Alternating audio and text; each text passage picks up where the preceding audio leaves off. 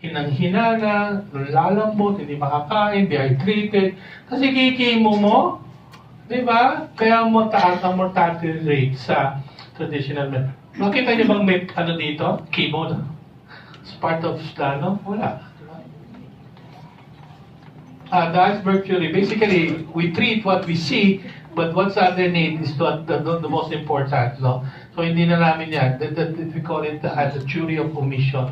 Kaya nga, ang taas ng mortality rate because ito ang hindi na-address, no? Chemo only respond 2 to 4%, no? So, yan lang ang chance nyo if you do a chemo. And 2 to 4% is nothing. It's chamba. Diba? And you will put yourself to risk at 2 to 4%, and you spend 100,000 for this. Hindi sinasabi yan ng pasyente ng doktor eh. Kasi pag sinabi nila, most of the time, you will not do a chemo treatment. Diba? Sasabihin nila yung magaganda. No? Pero once na magtanong ka na, magbulandan ka na, magagalit siya. No? Kasi darating yung punto, alam nila, sila, ayaw din nila yan. Sabi mo, Doc, kung asawa mo ba have the same condition, will you recommend the same therapy? Sigawan ka. Kasi hindi niya i-recommend din yan eh. Alam niya, it will not work. Diba? Ano ko, gago? Alam ko nga hindi nag-work sa pasyente ko, ibibigay ko sa asawa ko. Diba? There's so much side effect, no? And sometimes patients, they don't die of the cancer itself. They died of the side effect. No? And one of them, most of the time, is pneumonia, sepsis, no? The immune system is so down, no? The body cannot protect itself, kaya nga they ask you to cover, no? Kasi the moment na may pumasok na konting bacteria dyan, it becomes a full-blown pneumonia. And most of them, they die of secondary infection, not of the cancer. No? Imagine lahat yan pwede mangyari sa inyo, no? If you do a chemo. New studies show half of cancer patients are killed by the therapy. This is late. Bago lang to. 2018, October 12. Not by cancer, not because of the side effect of the drugs. Chemo drugs are considered chemotoxic. They're toxic drug. No? They're cytotoxic. It means it can damage your cells. No? Kaya nga kita nyo, pag meron silang natapon ang chemo drug, this is how they clean up. Yeah. Kita nyo yung naglilinis, naka-overall, naka-mask, naka-guantes, no? Ito yung mga equipments they need to clean a spill, a chemotherapy spill kit. So, ito yung kailangan nila. Tapos, ipapasok sa katawan mo yan. Asa naman ang hustisya dyan? Yes. Di ba? Lilinisin dyan nila, tingnan mo tsura nila. Katakot-takot na protection. Tapos ikaw na ito, na may stage 4 cancer, ipapasok mo pa sa katawan ko yan? What do you think will happen to the patient? Of course. Happy. Di ba? Kung sila nga ayaw ma-expose eh. Tapos sa'yo, i-inject sa'yo buong buo yan sa loob ng katawan mo. Oh my God. Diba? Asa naman ang ano dyan? Hostisya. And they don't tell you that. Kasi, alam niyo mo ba ang chemo drug ngayon, how much is worth? A buyer can buy it at 80 pesos. But when they put it together, they can charge as much as 30,000, 50,000. That's excluding the PF of the doctor. PF of the doctor will range from 10,000 to 15,000. Pera yan eh. Diba? Ganun na lang ang presyo ng chemo drugs ngayon. Go to Bangbang, you can buy all the chemo drugs you want with the proper prescription. That's how it costs. 80 pesos a vial. They mix it. 3 or 4 drugs. Kaya pag saksak sa'yo, kalbo ka kagad. Diba? Kaysa magkikibo ko, lalaklakin ko nga yung barley, sabi ko nga sa inyo. Diba? Why not tell your patient? Kaysa mag-barley ka, let's say, magkano isang barley? Isang box? 1,000? 193. Magkano chemo? 35,000. O, ito i-budget mo sa isang buwan. Isang box ang inumin mo araw-araw. That's how you take it. If you're stage 3, stage 4 chemo. Huwag ka nang inom ng isang sachet. And you think you live? No, I will say. Yeah. No, you got to fight it massive, massive. No dosage.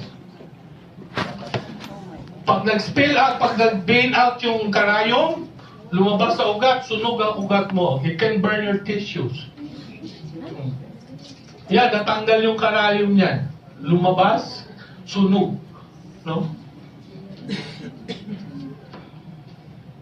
Sabi nga, if chemotherapy does this when accidentally spilled, what is it doing to the inside of someone who is fighting cancer? It damage also the tissue. Ano ba naman yan, di ba? Radiation is the same. Diba? Susunugin po kayo niya. That's an ionizing. Tingnan nyo, yung technician nga, pag nag-excess simple x-ray, nagtatago sila dun sa lead shield. It's a lead shield para hindi nagpe-penetrate yun ng ionizing radiation. Pero ikaw, with cancer, i-expose ka. Sana kung isa lang. How many? 30. Araw-araw kang i-expose. For 30 to 33, 38 days. Araw-araw yun. Oh. Asa naman ang hustisya? Diba? And these are the possible side effects of a radiation therapy. No? Remember, it's radiation. No? It can stay in your tissue for numbers of years and still cause the damage. No? So integrative medicine, simple. Tingnan yung pinapagawa namin. Where is the patient? The patient is a participant. It's not the doctor who will do this. It's the patient. Kayo po yung di-detox, kayo yung magdadasal, mag-meditate, kayo mag-exercise, kayo inom ng supplement, kayo kakain ng ayos, no? And all of ang chemo could be an option. No? Kasi may mga pasyente still may maganda rin yung chemo sometimes, no? But ako, I always go for surgery lang. No, never chemo and radiation. Kung kaya tanggalin, lalo na magaganda, malilit ang tumor, I tell them, have it removed. Then, of course, sasabihin ng doktor, chemo ka. I tell them, sige, dance with the music, pumayag ka na, upo na, upo. Basta dok, tanggalin nyo muna ito. Pag natanggal na yung bukol, huwag ka nang bumalik. Tama. Diba? Kasi pag inaway mo, sabi ng doktor ko, pwede naman ako dyan mag-chemo. Ay, hindi ka tatrabahuhin. Diba? Pag sinabi niya, tanggalin natin. Gusto mo patanggal, doktor, pakiusapan mo, low ball. Dok, sige na, kasi budget ko lang ngayon, pang surgery, masakit na ito eh. That's how you do it. Huwag mo nga awayin. Pag inaway mo, mas mayabang kami sa inyo. Hindi kami tatalunin sa yabang. No? Di ba? Kaya kapag inaaway nyo, tapos tinanong nyo ng tinanong, yung feeling mo, mas magaling ka sa kanya, nagagalit ang doktor. Di ba? Feeling ka, kasi ako ang doktor, hindi ikaw. No? But that should not be the case. No? Tingnan nyo dito, the tumor, bayaan mo lang yan. Kasi when you take care of all the different factors that's causing the tumor will die by itself. Diba? Kung hindi na maganda yung environment niya, alkaline na, yung blood sugar control, no? Tama na ang nutrients ng pasyente, the body is in a state of homeostasis or balance, pasyente get well. Niwala kayo. No? And we've been doing this for 18 years. No? And isang factor na kailangan nyo, this one. Spiritual, yeah. Hindi ka gagaling pag walang Panginoon Help the part mind of the first. treatment protocol. No, and that's what we tell our patient. First thing you need to do is surrender everything to the Lord. Yeah. No? If you need to kneel down and cry, do it. No? And then, do what is right. Yeah.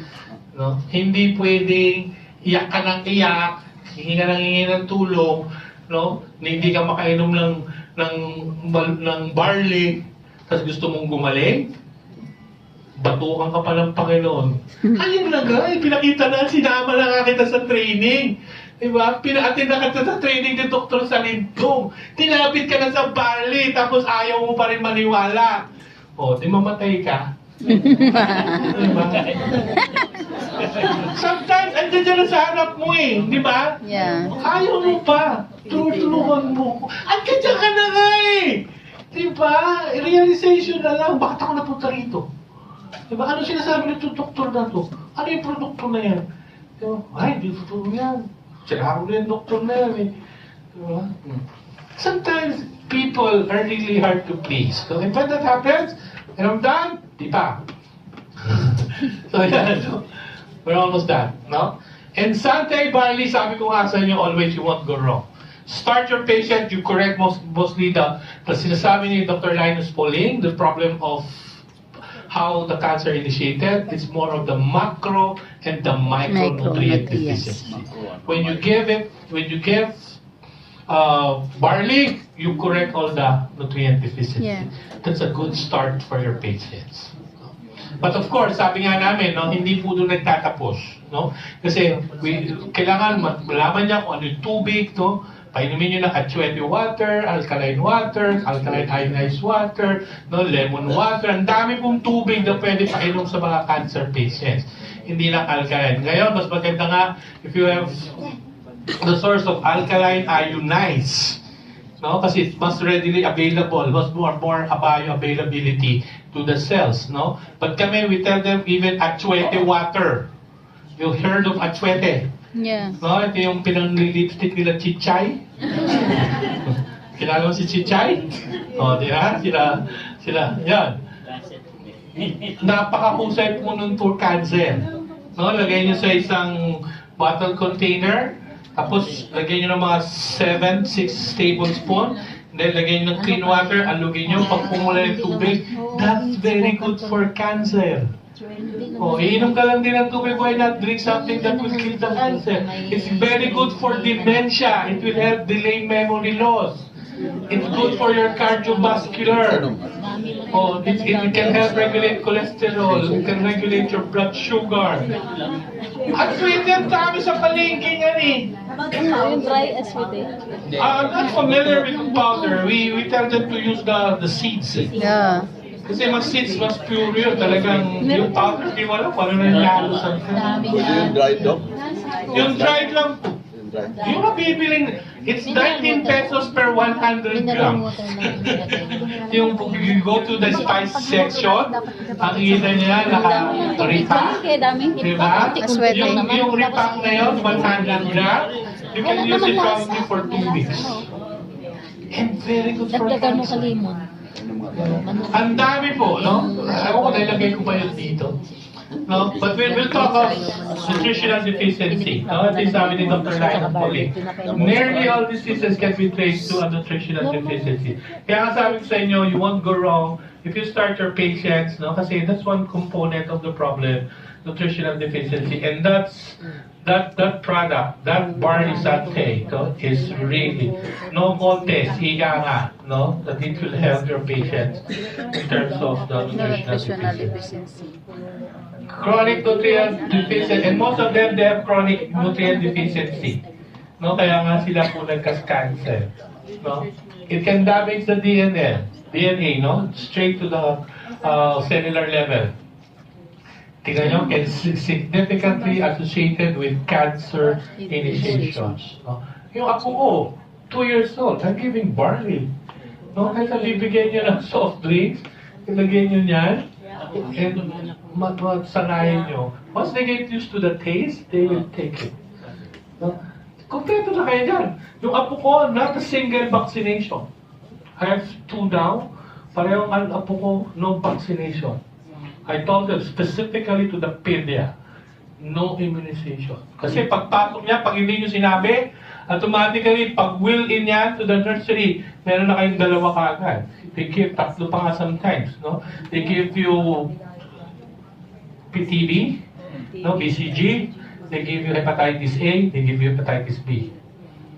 Kaya before kung mag-aanak yung anak nyo, tell them, no immunization. That's your right. Pwede yan. No? Yung apo ko wala. No? And they're good. Diba? O, tingnan nyo ang katawan. Ang katawan natin, as you can see, ito lang ang kailangan natin. These are the basic elemental composition for your body to stay balanced. No? And pure barley can correct all of these nutrient requirements. No? Even the trace element requirements. No? May trace elements to, may boron. No? I'll show you some of the trace elements. No? Importante ang trace element. Ang trace element, ibig sabihin, the body needs it konti-konti lang. No? And when sometimes when you eat even vegetables, no? Ang vegetables naman natin are not nutritious, no? Kasi nga, ang lupa natin ngayon are basically devoid of the right nutrients, no? Sabi nga nila, basic yan, what's in the soil is in the plants, no? So kung hindi maganda ang lupa mo, pangit din ang tanim mo. So wala kang choice, you really need to have your supplement. Diba? Sabi ko nga, dalawa lang ang it's a natural complete food. So, kami, pag sinabi namin complete food, basically all the nutrients needed by your to the body to function well, andyan dyan na yan. No? And barley is one of those. No? It supports overall health. So, any problem can be corrected by this kasi you're correcting one essential component of the disease, no? Which is nutritional deficiency. So yan, alam nyo na, kabisado nyo na yan, di ba? So you have 18 amino acids. How many amino acids does the body need? It's at least we need 20. No? So makita nyo, ang barley is already the 18. Di ba? So yeah. Yan, it's a whole food. So, hindi ito regular supplement, no? That you get in the counter. No? It's a whole food in itself. No? Ang maganda lang po kasi dito, these are not just like any other product in the market, your barley. Why? Kasi there's a special requirements para for you to have a good product. No? Kailangan is a 9-day-old sprout. Yeah. Alam niyo ba yun? That's a basic requirements for this. No? Yung ibang nabibili nyo, yung malalaking damo na yun. So wala lang nutrients yun. Kasi the concentration of the nutrients in this is in the 9-day-old sprouts. No? So 9-day-old pa lang yan, harvest na yan, kasi that is where the concentration of all the nutrients in the barley. Kasi habang lumalaki na yung damo na yan, the concentration of the nutrients is being used by the plant itself. So nangungunti. No? Studies have shown that the concentration is at highest at a 9-day-old.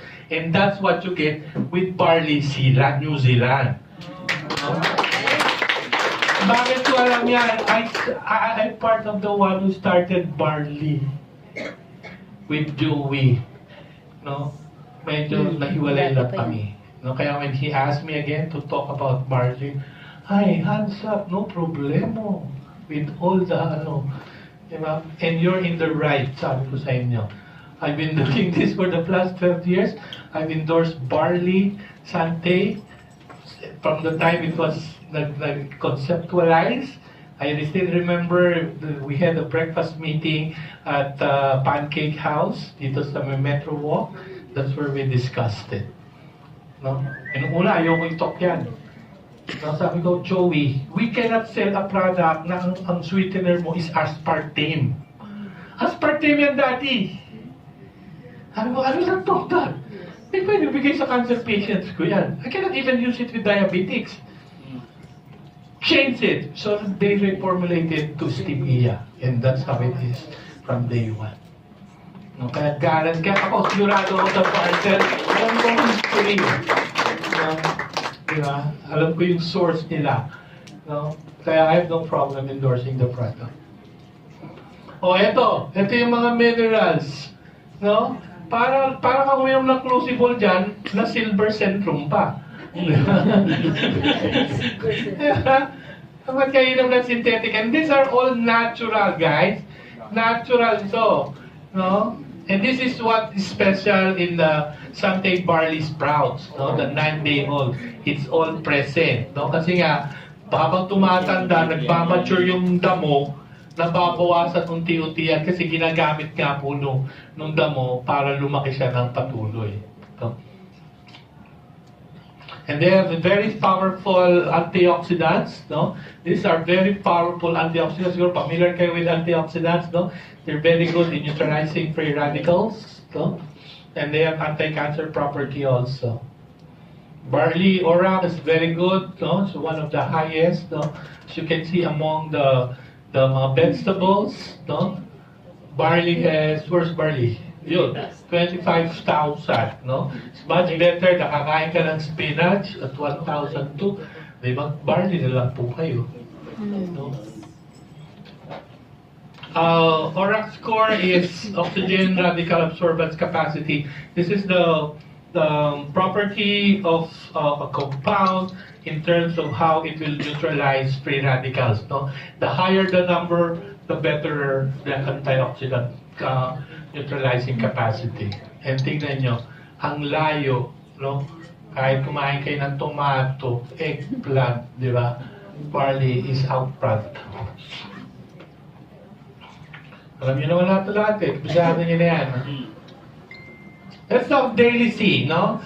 And on Daily C, when it started also, I was with them also. No? So, ang recommendation ng vitamin C,